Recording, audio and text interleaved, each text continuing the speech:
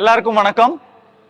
Cook with Komali season 6ல kid special ரவுண்ட்ல cook Nandakumar பண்ண ஜாமுன் சட்னி நான் அதை டேஸ்ட் பண்ணிட்டு நம்மளுடைய ஈவெண்ட்ல அதை ஆட் பண்றேன்னு சொல்லியிருந்தேன். இன்னைக்கு கிட்டத்தட்ட ஒரு 1000 பேருக்கு நம்ம அந்த ஜாமுன் சட்னி பண்றோம்.